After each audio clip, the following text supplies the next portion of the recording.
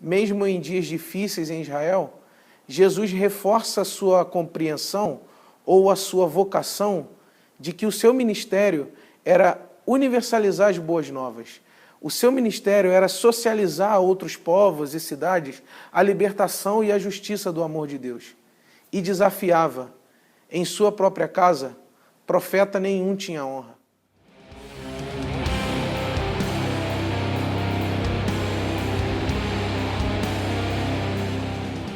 No episódio registrado no Evangelho de Lucas, no capítulo 4, Jesus vai à sinagoga num sábado para conversar sobre as tradições de Israel.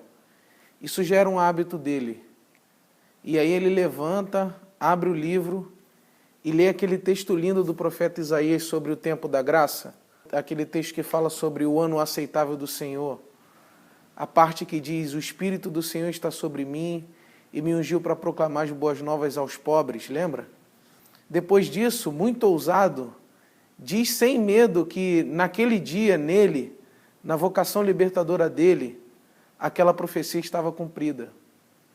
Parece que isso animou tantos religiosos presentes que logo começaram a perguntar de forma entusiasmada quando Jesus faria entre eles os mesmos sinais que estava fazendo em outras cidades.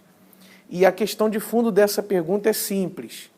É a suposta preferência que Israel teria como povo escolhido, selecionado, exclusivo de Deus. Era como se eles estivessem dizendo a Jesus que se ele fosse o Messias autêntico, deveria servir prioritariamente aos de sua casa etnográfica, o seu lugar tradicional. E Jesus foge logo dessa narrativa de privilégio, de privatização de Deus por parte de Israel. Citando exemplos de Elias e Eliseu, que em tempos antigos serviram as regiões de Sidom e da Síria, mesmo em dias difíceis em Israel, Jesus reforça a sua compreensão ou a sua vocação de que o seu ministério era universalizar as boas novas. O seu ministério era socializar a outros povos e cidades a libertação e a justiça do amor de Deus. E desafiava, em sua própria casa, profeta nenhum tinha honra. Os religiosos ficaram tão furiosos com a inteligência livre e libertadora de Jesus, tão irados com essa mentalidade aberta às novas relações culturais, irados com esse corpo político não cativo ou amarrado pelos limites de sua tradição familiar, que prenderam Jesus, arrastaram ele para fora da cidade, levaram-no ao topo de uma colina e pretendiam precipitar Jesus de lá. Imagine que os devotos de uma fé pura estavam loucos de raiva, tentando arrastar Jesus para a morte. Ainda bem que Jesus foi forte, esperto, conseguiu se soltar, driblar aquela tentativa de homicídio por motivações religiosas, por razões fúteis, como a maioria das razões religiosas seletivas o são. Você consegue imaginar essa cena? Consegue imaginar o sentido delirante desse evento? Um dos motivos mais interessantes para justificar esse comportamento agressivo, quase insano, era de conservar o status quo diante de uma ameaça criativa à sua exigência. Estamos diante de uma cena clássica de vigilantismo, que é um tipo qualificado de violência instituída, empreendida por um coletivo de pessoas fundamentalistas, que são muito devotas dos seus passados remotos, contra alguém que viola as sistemáticas tradicionais de uma determinada cultura política ou religiosa. É um tipo de violência espontânea, produzida por gente apaixonada pela ordem, que vai se acumulando ideologicamente e, num dado momento, é direcionada contra qualquer grupo ou pessoa que opte por caminhos não convencionais de reflexão ou de ação. É um tipo bruto de repelência gratuita que oferecemos aos diferentes de nós por razões fúteis e com métodos imorais, que em grande parte dos casos produzem opressão institucional e, mais adiante, morte. O vigilantismo é a violência direcionada à manutenção do que a sociedade considera valioso, a manutenção do status quo. O fato de os perpetradores da violência, neste exemplo de Jesus, serem pessoas devotas ao status quo, mostra a qualificação do sistema. Tais pessoas preferem as coisas como elas são. não somente elas preferem o status quo, como estão totalmente preparadas para tornar públicas suas veementes antipatias àqueles que defendem uma mudança significativa, seja uma mudança criativa, revolucionária ou restauradora. E as narrativas dos evangelhos mostram claramente que a morte de Jesus, por exemplo, foi resultado de uma violência institucional.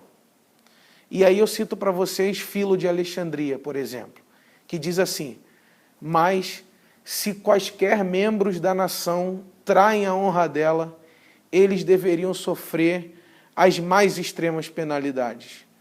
Porque todos aqueles que têm zelo pela virtude deveriam ser autorizados a exigir penalidades rapidamente, sem atraso, sem levar o ofensor a júri ou concílio ou qualquer espécie de magistrado, e dar total vazão aos sentimentos que tivessem, pois a aversão ao mal e o amor a Deus é o que os impele a infligir a punição sem misericórdia sobre o ímpio.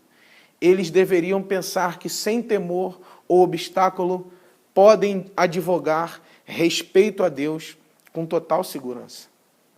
Então, quando indivíduos ou grupos identificados com a ordem instituída defendem essa ordem, reunindo meios que violam as fronteiras formais, eles podem, de maneira útil, ser classificados como vigilantes.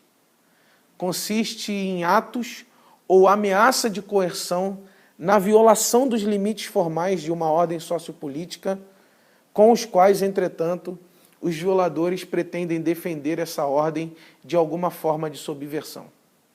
Produção de morte em nome do status quo da fé, em nome de uma tradição religiosa, em nome de uma cultura reproduzida, morte em nome de instituições sagradas, o ódio à diversidade, típico de experiências religiosas fundamentalistas, é uma patologia efetiva que motiva intolerâncias graves e que motiva violações sistemáticas da vida humana.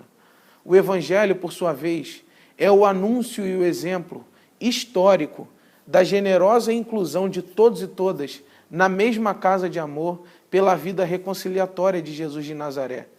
A partir dele e por causa dele, não precisamos submeter nossas imaginações, corpos e relações a crenças e a tradições que não nos inspirem amor radical pelo outro.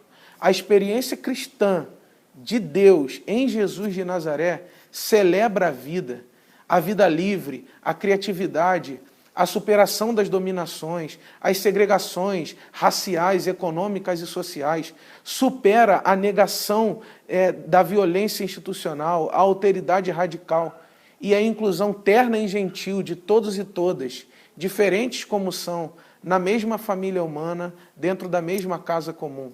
Em Jesus, superamos o medo do outro, o ódio à diversidade e a intolerância assassina, e festejamos o amor, a fraternidade e a comunhão de uma multidão de singularidades livres, porém identificadas e unidas no cuidado da vida.